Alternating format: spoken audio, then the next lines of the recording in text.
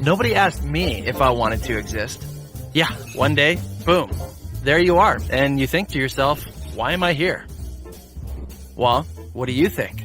Is there a reason we're here? Do our lives have any real significance? Well, that depends. On what?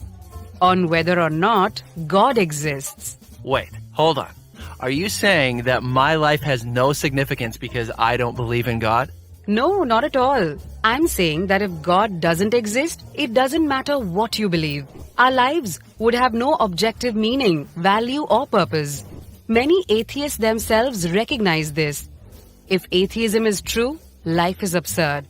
Okay, and why do they think that? To begin with, if God does not exist, then the physical universe is all there is. Which means you and I are just accidental byproducts of nature. Right. So? That means we were not intentionally designed. So there's no purpose for us being here. Whoa. It gets worse. If God does not exist, there is no absolute standard of moral value. You've heard of Richard Dawkins, the atheist. He points out that in a materialistic universe, there is at bottom no design, no purpose, no evil, no good, nothing but pointless indifference. So you're saying atheists can't be good people? No, I'm not saying that. Many atheists live good lives. What I'm saying is, atheism fails to provide an objective basis for saying any particular action is good or evil. Oh, come on. After millions of years of sociobiological evolution, humans have developed a sense of morality. We all know it's good to feed a hungry child and bad to torture someone for fun. Of course we do. But that's precisely what atheism cannot explain. If there's no God, then what we consider right or wrong is nothing more than an accident of evolution or a human social convention. So what? I'm good with that. Really? Evolution implies survival of the fittest, not morality. And social convention means that racism, intolerance, and cruelty are not really wrong. They just happen to be unpopular. Okay, so atheists need to come up with some objective standard for rights and wrongs. How about this? If an action leads to human flourishing, then we can say it's objectively good. And if it doesn't, it's objectively evil. But why think that human flourishing is good? Aren't you being species-centric? Why not refer instead to the flourishing of rats or cabbages? Well, And who gets to decide what contributes to human flourishing? Hitler was convinced killing millions of Jews would promote human flourishing. And Margaret Sanger thought forcing poor people to be sterilized would lead to human flourishing. As Guy Nielsen points out, pure practical reason will not take you to morality. So if atheism is true, there is no legitimate basis for saying that behaving one way is worse than behaving any other way.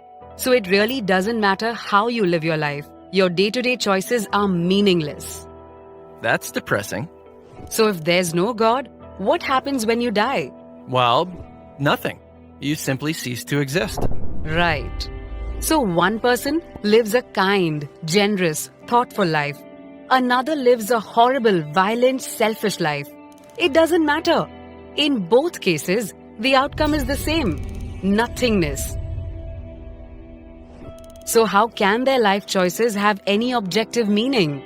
Well, it's certainly meaningful if I discover a cure for cancer or save a child's life. I agree completely. But atheism can't explain why. Scientists predict that eventually the whole universe and mankind with it will die out. So everything comes to nothing. That's why atheist Bertrand Russell says we must build our lives on the firm foundation of despair. No thanks. I'd rather live a happy life. You're not alone. Every atheist has to choose between being happy or being consistent.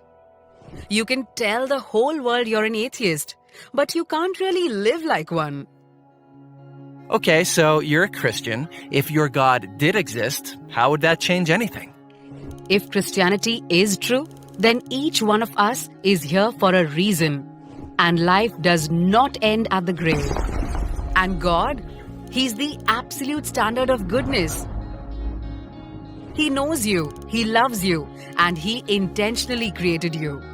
So your life ultimately does have objective meaning, value, and purpose. That means you can live a life that's both happy and consistent.